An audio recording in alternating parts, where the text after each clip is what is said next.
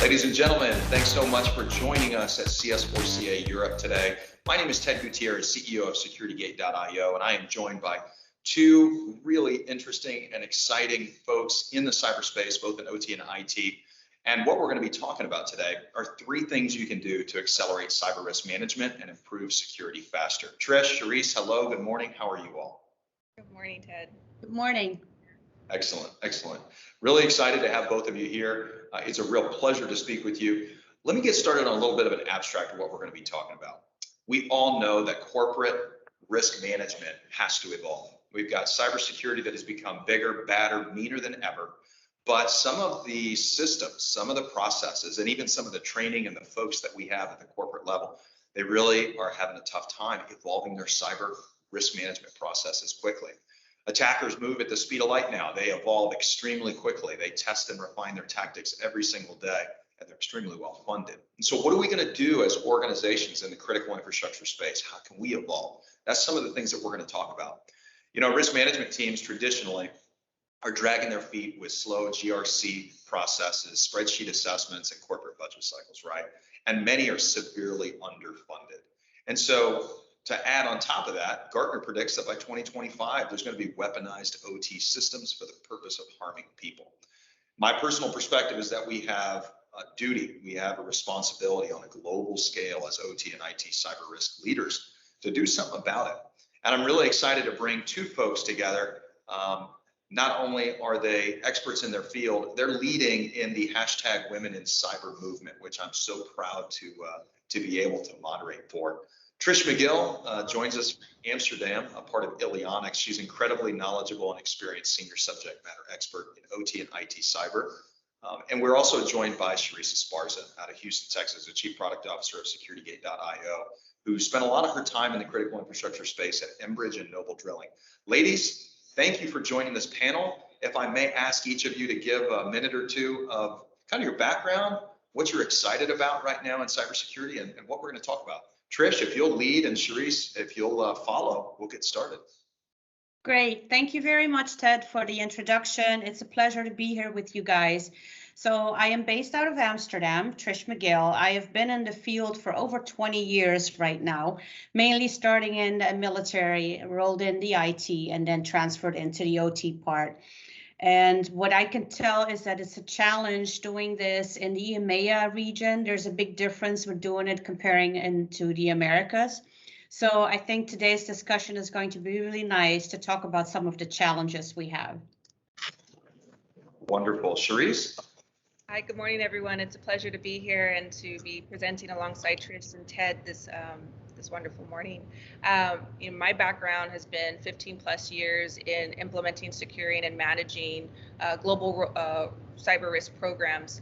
And one of the things that I'm most excited about is the upward trend and attention that operational technology, industrial control security is receiving here in the States for a lot of obvious reasons. It's not always good news when you're in the news, but I think that has really accelerated the changes that we're seeing here in our industry and abroad.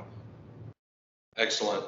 So for the folks out there watching, the goal of our discussion today is to help you and your team walk away with a couple of things that you can do to protect your organization, your critical infrastructure organization, because at a good foundation for us to start with, this is about keeping employees safe and staying ahead of the attackers as much as we can. They become more aggressive, and it requires an element of speed and efficiency on organizations to defend against that. So I'd like to break our conversation up today. Let's talk about the attackers a little bit. Then I'd like to talk about maturity in general, what y'all are seeing for organizations. And then we'll talk about maybe some key tools that are out there from each of your perspectives. So Trish and Charisse, why don't y'all comment on this growing problem of attackers becoming really well funded, maybe some of the differences regionally that you all see on how organizations are responding to that, and how they're maybe moving a little bit differently. How does the attacker play such a pivotal role in the way that organizations can defend themselves? I can start off, Ted. What I would say what we're seeing in our region is the explosion of IP-based solutions technology and offshore data monitoring in our OT environments. And for those reasons, obviously organizations would like to capitalize on real-time data so that they can make quicker business decisions or prevent maintenance failures, etc. But there's a double-edged sword to that innovation and introduction of those IP assets and data going offshore, and that's the introduction of the vulnerabilities and the attack landscape that attackers have to play on. One of the things that have exacerbated that also is the widestream media here in the US regarding attacks, regarding breaches in our environments, whether or not it was directly caused in the OT environment. There was subsequential repercussions for our OT environments. And so the news media has really shed a light on this problem that didn't exist 10 years ago. A lot of it was also politically motivated back in the 2016 elections. And since then, we've seen an increased demand for more cybersecurity and vigor around our ICS environments, and technology is hitting the market. And so for the reason. So you're saying that the media is actually playing a pivotal role here by bringing what I think security practitioners have always known was a challenge. They're bringing that to the front of the spectrum where non-technical people are now recognizing this sport. Do you agree with that? Absolutely, and because organizations are being shined a light upon in the media, and it's not very good press when your organization's in the media around a breach. Peers are looking across their shoulders and saying, how can we prevent that? We don't want to be in the media. We don't want to lose shareholder value. We don't want to have more legislations brought upon us. So proactively, they're taking a firmer stance, because not every industry here in the US is regulated. Finance and healthcare has been well regulated for many years, decades, around cybersecurity, but the energy industry, transportation, those are the really big hotspots for us that have really zero regulation. And so it's up to organizations to be proactive, and we're seeing that proactiveness due to the heightened exposure in the media. Trish, do you have a similar or a differing opinion based on what you're seeing in Europe? So what Charisse was just stating, that's how it should be. And what you will know is you'll take a jump back into time for approximately 10 years, unfortunately, because what you see in the EMEAs is, first of all, the legislation is not that stringent yet.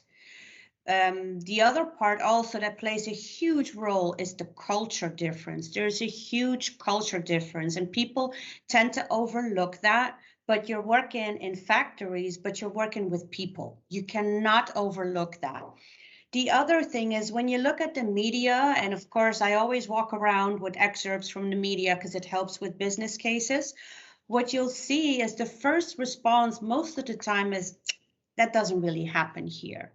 So remember how we were like 20 years ago when cybersecurity first came out with information security, and we actually had to do something about it, and people were very against security and IT. Well, I think we've hit the same era now with the OT part, where people say, no, it's not really important. I don't think we really need it yet. So that's where we are here, unless we are legislated. Well, it's very interesting. Attackers can operate from any part of the world that they want to. Yes. They have a little bit of an upper hand. One of the things that I think both of you spoke about is maybe what role the media has, but also what level of maturity that we see across the globe. So we're pulling up a slide right now that offers a unique perspective that I know Charisse has. We've talked about this, Trish. When you take a look at cybersecurity, you can break it up regionally. You can break up by sector. You can even break up by size of company. And I think you can see a lot of differences in the overall cyber maturity of an organization. What we've found and we looked at is there are companies that are really early stage and they're using rudimentary tools like your Microsoft suite, where we call that prepare and baseline, where these companies are probably doing their first assessment that they've ever done. They're seeking help from a lot of different consultants to help them kind of fill in the gaps. But there's also another side of the coin, if you will, and those are what we call folks in the accelerate or in the integrate stages. They're far more mature. They have transitioned away from a lot of the manual processes. But one of the things that we find is that there's no unique technical solution that you can put in place to solve all the problems. And so I'd like you guys to comment a little bit, regionally versus sector, does it matter? What is the real driving force behind the maturity of a given organization? Is it compliance-driven mandates? Is it maybe the budgets? Trish, would you lead us off in talking about what you're seeing on a maturity scale in your region? Yeah, so what I've seen is that if something has happened, then the maturity accelerates very quickly. Real fast, right? That's the golden rule, yeah. But what I then see happen a lot is that the organization starts purchasing a lot of tools, hauling in all kinds of tools, not embedding it, not even knowing if that's addressing the risk or if that's addressing the vulnerabilities that they have. And then I see a third category that still really think nothing is going to happen, but knows pretty soon tiny little legislations are going to start knocking on our door here too. So there's a variety of maturity, of really not dealing with it at all, of panicking, and of being forced to.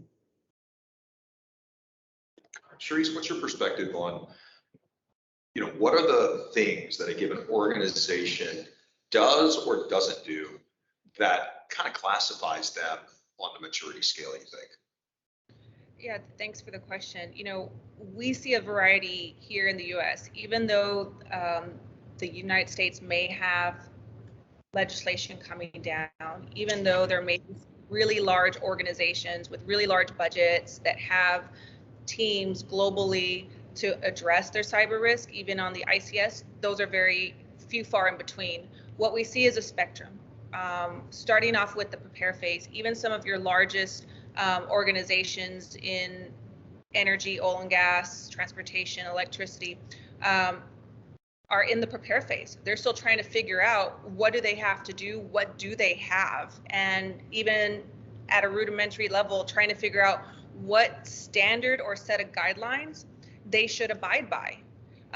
Usually we see those individual companies that are just starting out their journeys, just trying to figure out what kind of budgets they're getting, and you would be surprised at the organizations that are in this phase where you think that, oh no, they have really large market cap and they're $1 billion company and have lots of employees all over the world and service, our energy sectors, but that's not the case. When we transition and we see companies transitioning into baseline, oftentimes these organizations have maybe a dedicated person to their OT or ICS cyber team, and they're actually starting to do assessments to a given framework. Those we classify as a baseline because they're just really still trying to understand what are the risks that are associated with those OT ICS environments, and then try to figure out an action improvement plan going forward.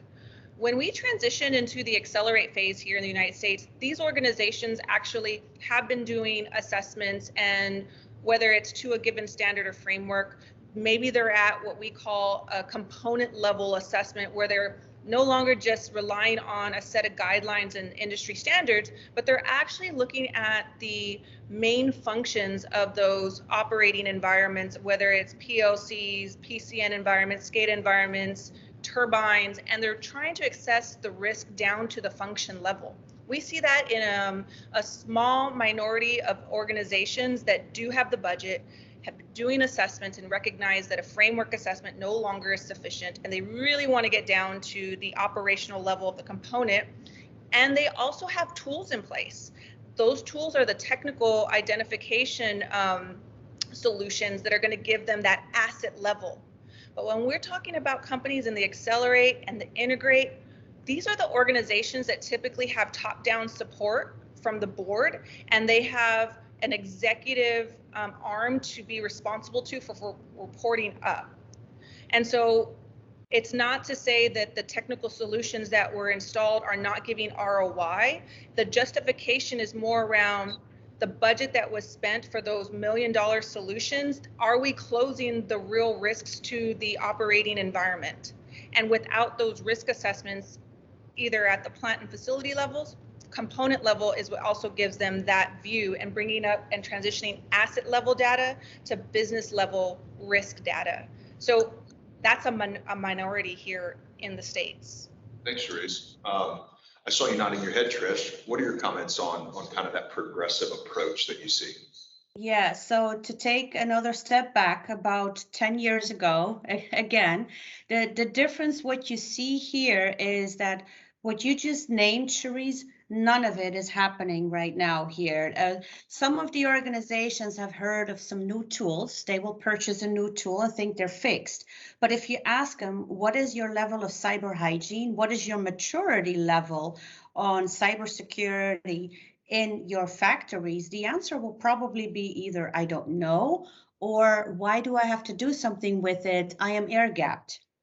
And it's funny because the digitalization here in EMEA goes very rapid, very rapid. So it's not keeping up. The cybersecurity is not keeping up with the digitalization.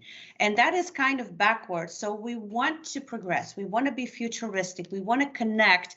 We want to be the Internet of Things like we already are, but we forget the cybersecurity.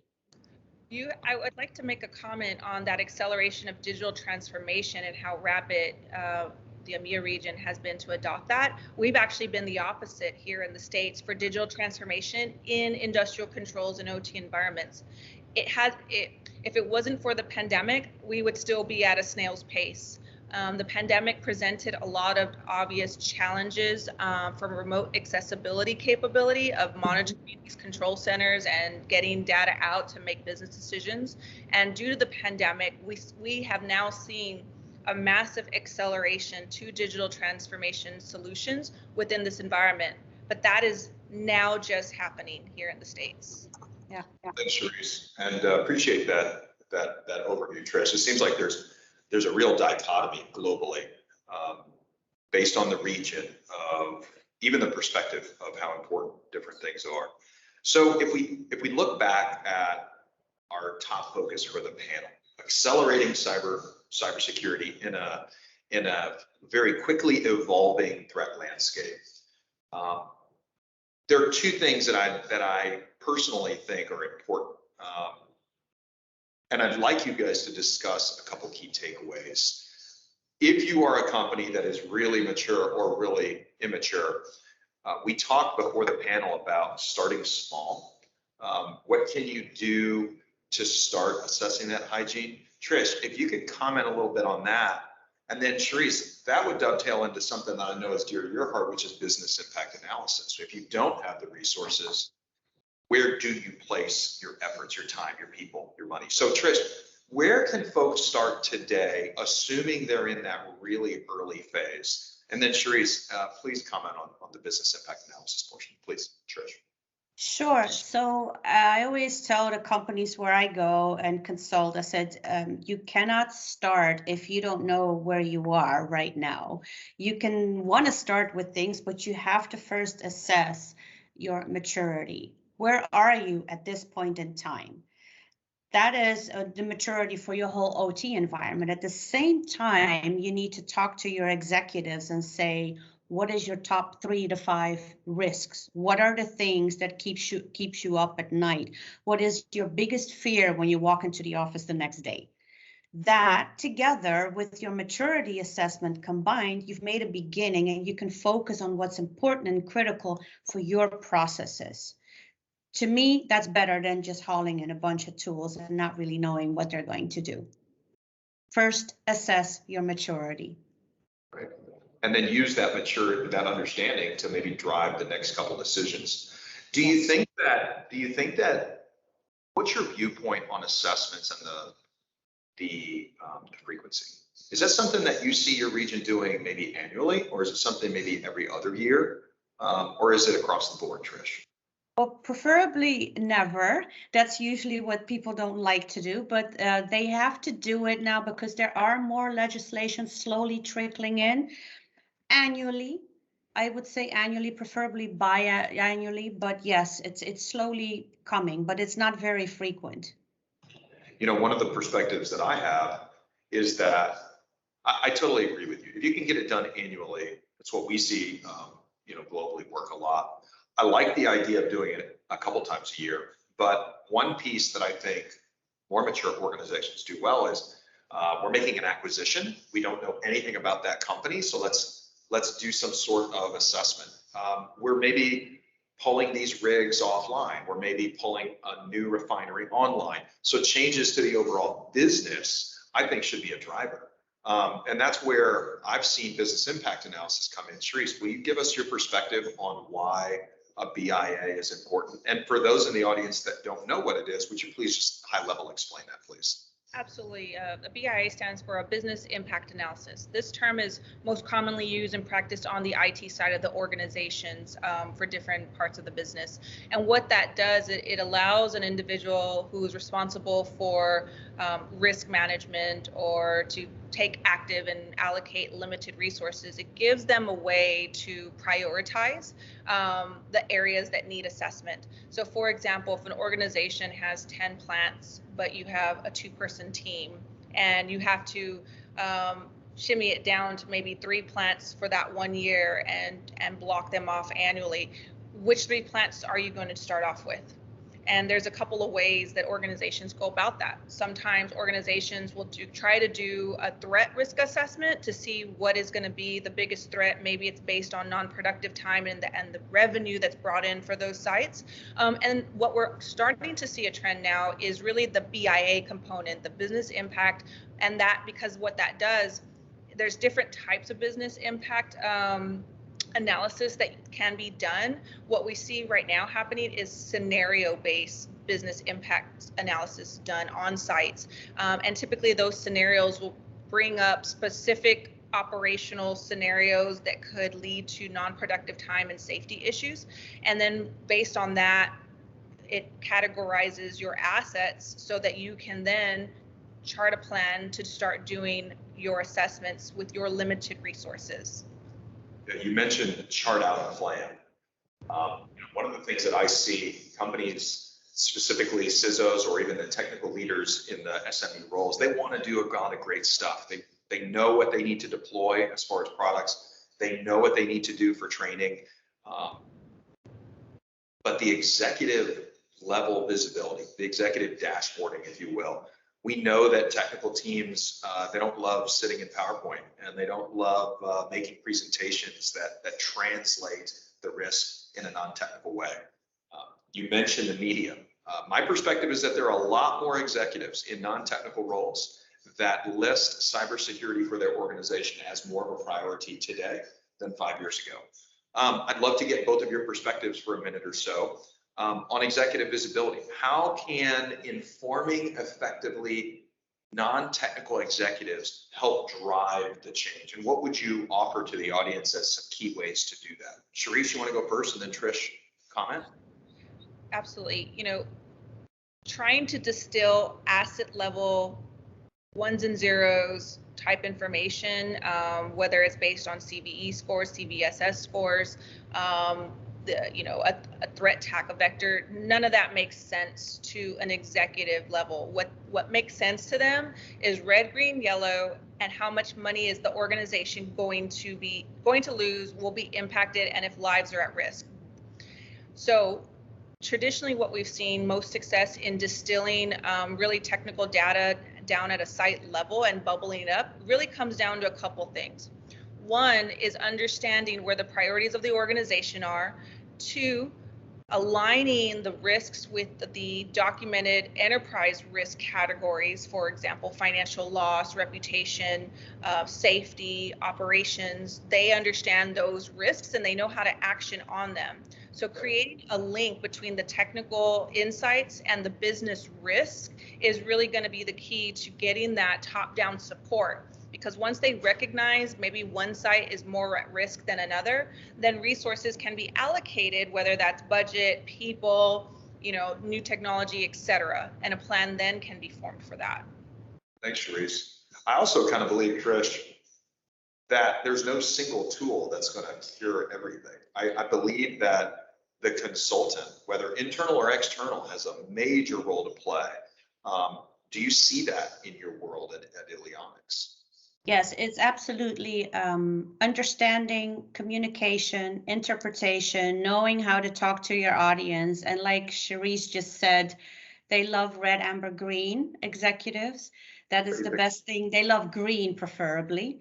But what I always do, I just keep it very simple and I ask them what their biggest fears are. I translate those into risk and then give them a risk visual. All you need is just one slide with a risk visual. These are your risk. This is the impact. And these are the systems translated that are going to take care of this risk. And then I hand them a red maturity report. And that usually gets the budget very quickly. Wow. Well, we've talked about a lot today. And as we close up, what are the three things that we talked about? We talked about start small. We talked about business impact analysis, and we talked about executive visibility. In an era of our foundation of the threat risk just changing so quickly, it is so important to start small, focus on business impact, and focus on informing your leaders. I've really enjoyed meeting or speaking with both of you today. To all of those in our audience that may not be following Trish and Charisse on LinkedIn, I encourage you to go right now and follow Trish McGill at Ilionics, as well as Charisse Esparza at SecurityGate. Their content, is incredible. Their teams are incredible. And I think the voice that they are giving to women in tech and women in cybersecurity, you're not going to find any two that are more inspirational right now. Trish, give you 30 seconds to tell the world your final thoughts, and then Charisse will do the same to close us up. Trish, why don't you exit? Sure. Yeah, so thank you very much for having me here with you guys. I really appreciate it. And yes, what I want to tell the audience is that if you think you'll never get compromised, please think again. And don't wait till tomorrow, but start today. Start small, even if you just grab your critical systems and take a look at them. Do something, but don't wait, because the attackers are way ahead of you. Thank you. Charisse? Well, thank you very much, everybody, for the time today. It's been a pleasure speaking to you on these topics that are near and dear to me. From my perspective, bringing a back to basics, a foundational approach to your program is, the timing can never be wrong. Even if you do have a lot of technical solutions in place, you're still able to start from the foundational aspects of any program that starts with understanding your risks, even at a component or a site level. So. Understood. Well, ladies, thank you for what you do. Thank you for who you are. To the CS4CA Europe Committee, thanks for the opportunity to speak today. And to all of you who are sticking with us this long, thanks for your support. Let us know if you have any questions. Follow us on LinkedIn, and I do hope that you enjoy the rest of your time at CS4CA. Thank you so much. Cheers.